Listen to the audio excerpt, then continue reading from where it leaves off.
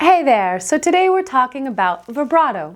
In my teaching studio, I have both contemporary music singers and classical singers. So if you're a contemporary singer and you complain of fatigue or strain or tension, using your warm-up or practice time to actually allow vibrato to happen may give you the awareness of a more balanced and healthy vocal production.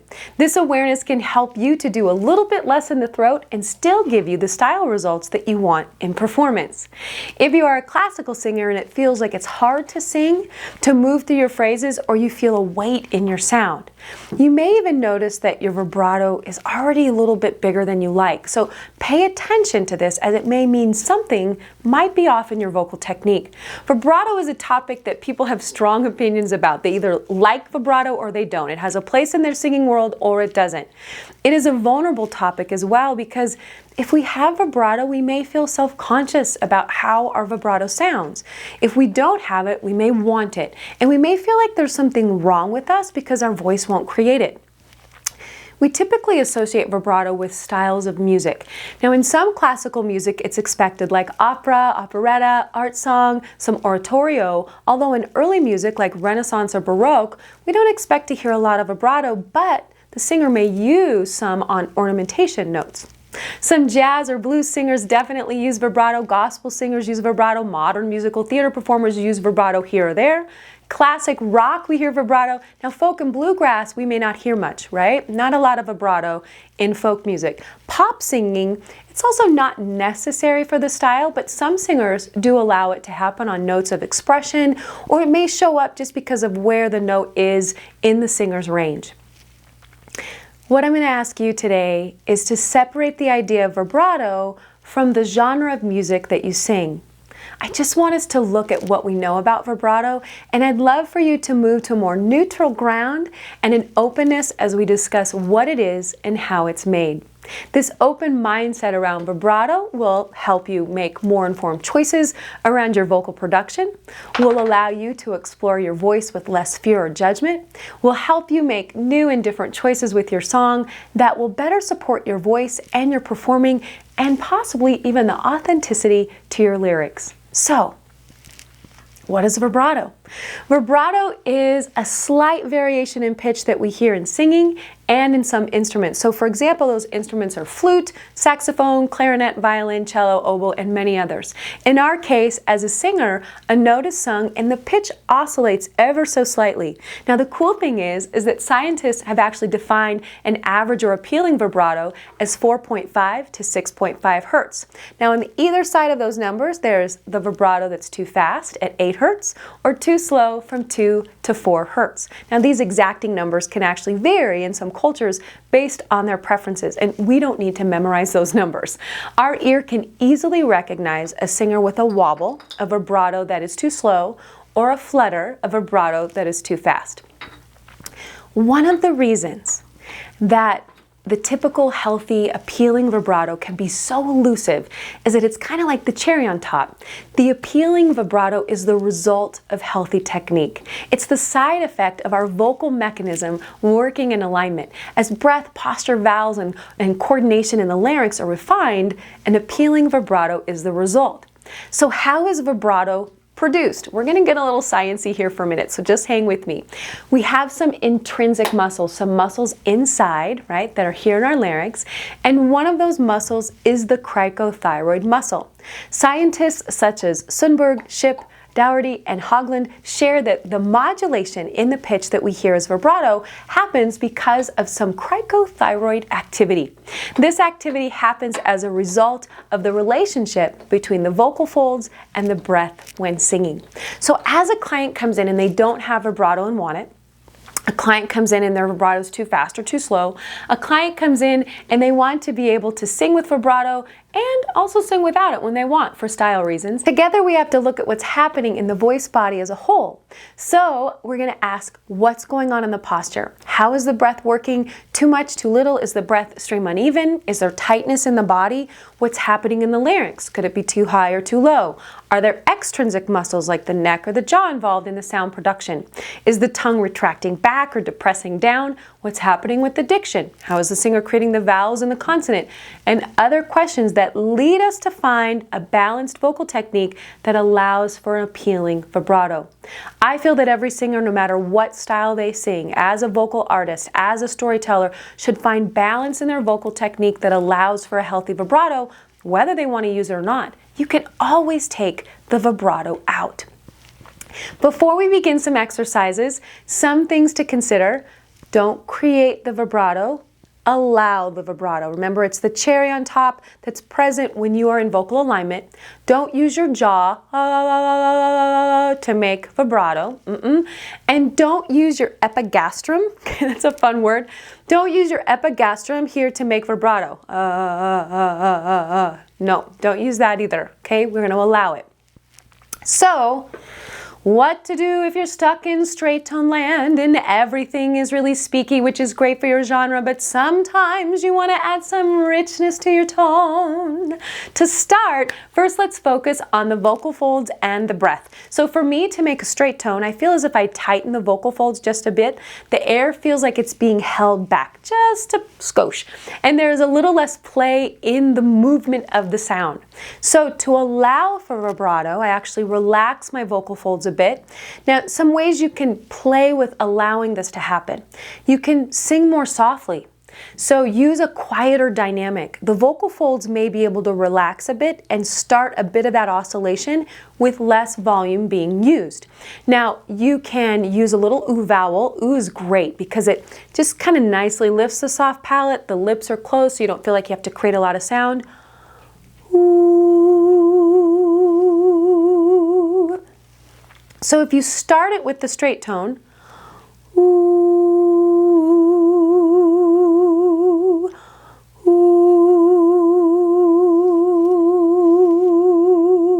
and then allow it to move. Start to play with letting go a little bit and see if that helps that oscillation to happen. Let it float. Here's some words that kind of you can observe or feel. Let it float, let it go, observe it, allow it to play and move in the resonance space. You don't have to direct or control the sound, okay? Ooh, ooh, ooh, ooh, okay? It's October, right? Halloween month, so why not just be like a kiddo and pretend to make ghost sounds? I know this sounds completely silly, but sometimes just playing and being goofy can actually get the voice to relax a little bit, and you may find that your vocal folds relax and your breath relaxes and there's a little bit more flexibility can happen, and then that vibrato could happen. So, ooh, I'm kind of playing with a chromatic scale. Ooh,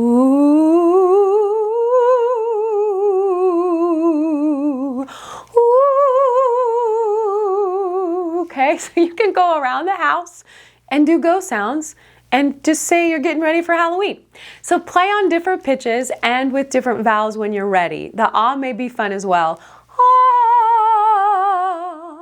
ah. And that sighing feeling can also feel like you can kind of relax into it as well. Ah. Okay. Another thing you can try is to spin your hands. Right? Move the breath a bit more. So if straight tone feels like the air is being held just back a little bit, let's get the air moving. On one pitch, let's just use an ah, ah. Spin those hands in tiny fast circles. Ah, right? Don't try to grab it or force it or have it meet your expectations. Who cares? Just let it play around. Another thing you can do also with your hands, and this aligns actually very nicely with the ghost sound, okay? Have you ever seen Mariah Carey or Christina Aguilera do these little things with their hands as they're riffing something off? Okay, it works. So while you're doing the ooh sound, you can actually play a little bit with this movement. Get those fingers moving. Ooh, ooh, ooh. And believe it or not, there's actually science to back this up and the voice moving freely. When vibrato starts to come in, it can often freak people out. It's all good. I just want to reassure you, the vocal folds are relaxing, the breath is moving well, the pitch is oscillating a little bit. Let the voice have some fun without you worrying, and just keep letting go of the throat, right? Keep letting go and relaxing and letting the breath move through. Some clients need a bigger movement in the body. If you have an exercise ball, right? Bounce up and down on that ball and let the voice just make sound from that motion, allowing the breath to move freely and the voice to react to the movement.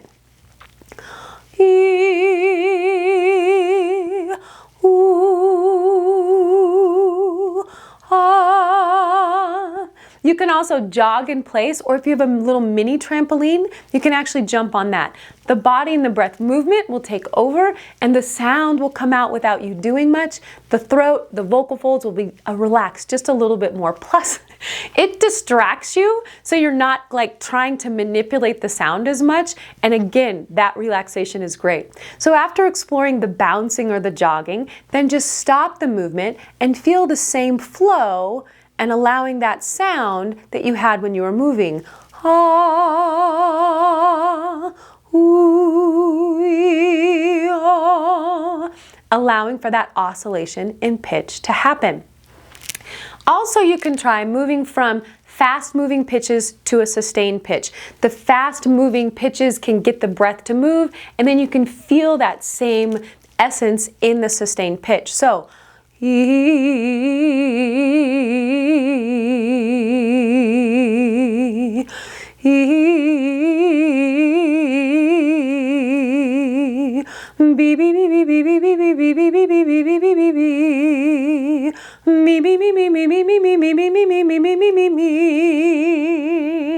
those are fun as well. So now as you play around with this, it's very important, right, just to keep the breath moving in between the pitches. Sometimes we just think about the vibrato on the pitch, but if we're really allowing the air to move, that breath is going to be moving even in between pitches. I'm not doing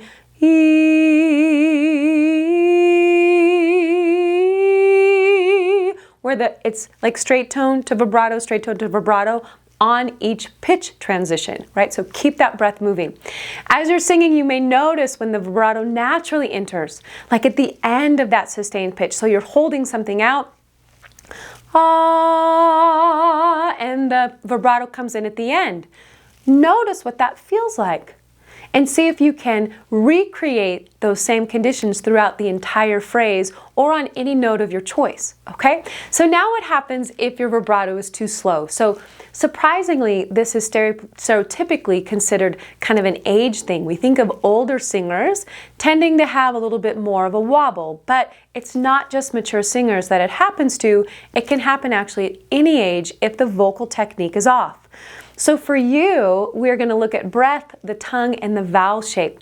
Now you may start on a quiet tone on an E. Again, I don't want you to feel like you have to make a lot of big sound right now.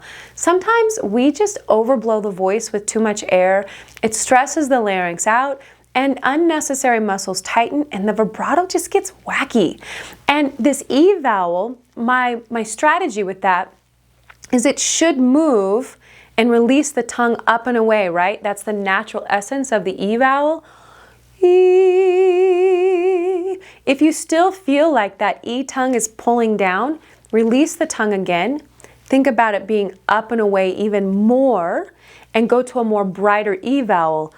E, E, as I'm trying to get that tongue to relax a little bit. Now, if it's not, let's say the E vowel doesn't work for you, it actually may tighten the tongue a little bit more and the vibrato may get worse. Go into an ah and then feel under here to make sure that the tongue is not depressing, because under here is where your tongue connects, right? Right there's your chin, right? Ah. And we want to make sure that this is soft and supple as we're singing all of our vowels, okay? Ah, ooh. Another thing I want to bring your awareness to is I don't want you to sing into the muscle of the tongue. Sometimes we unconsciously shove air into the tongue, again muscling the sound a little bit. This is why creating a quieter tone can give us a little bit more space so those vibrations can kind of bounce around. You don't have to fill every empty space with your voice. Ooh, I'm away from the tongue.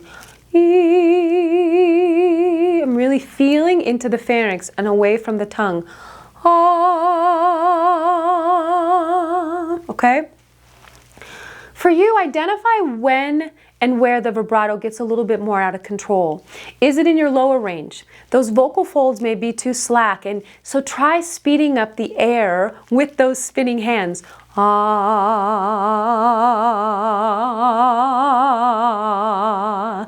If the vibrato gets a little out of control as you're moving down in pitch,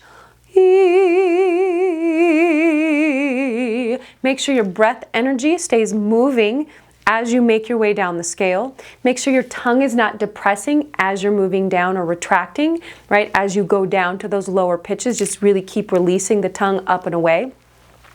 You may find that your vibrato may get a little wacky in your passaggio, in those transition notes, so your vowel may be too big.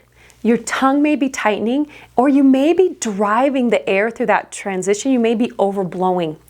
And now what about your high notes? So as you modify the vowel, if your vibrato gets a little crazy up there, you may be just opening too much, and you may need to find where that vowel is for you, still open and modified, but maybe not as big. If we open too much, unnecessary muscles may be engaging, causing tension, and then distorting the tone. You may be using a little bit too much air as well, so that vibrato then starts to just undulate a little bit too much. Bring your dynamic down just a bit and let your optimal resonance actually work for you. Trust that your sound is loud enough without you pushing. So, and also check the tongue while you're up there. Stick it in and out. Stick it in and out, move it all about, do the hokey pokey, and then check also that the neck and the jaw tightness is not present, so that they're relaxed as well, because we don't want those extrinsic muscles kind of adding to a wobble. The NG consonant blend, moving to a vowel, is a great warm-up to find balance in the voice and allow for healthy vibrato. So I'm going to give you the link to that as well. So the other day I sang a Broadway song, and then I sang a song by Alison Krauss. Two different genres.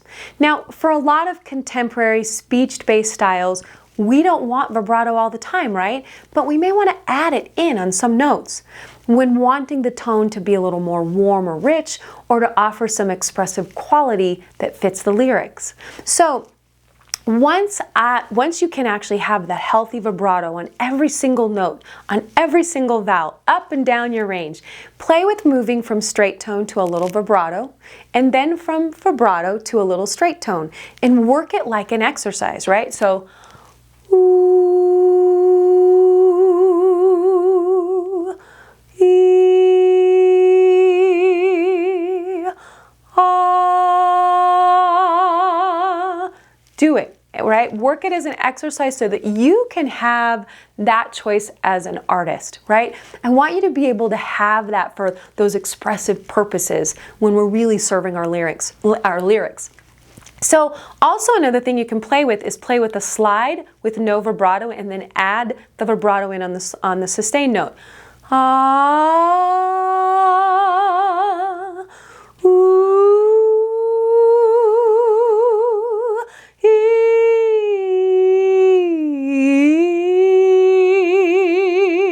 which is really fun. That felt a little more jazzy to me, right? So it can be applied to any genre. And remember, if you've never had vibrato and it starts to happen, it's going to feel a little weird, and you will feel a little out of control, and that's okay. It won't be like that for long. Just keep letting go, and the quality of the tone will get better. And don't be afraid of your vibrato. If you're a contemporary singer, having vibrato in your toolbox will not turn you into a classical singer, I promise, but it will give you a deep awareness of your instrument and allow you to make more varied artistic choices to better serve your music. And if you're a classical singer, you don't have to hate your vibrato. Keep refining your vocal technique so that an appealing vibrato emerges. It is possible. Vibrato happens as a result of good vocal technique. Don't make it, allow it. Okay, have fun with these exercises. Please ask me any questions that you may have about this video. I always love to hear from you. Until next time, rejoice in your voice. Bye-bye.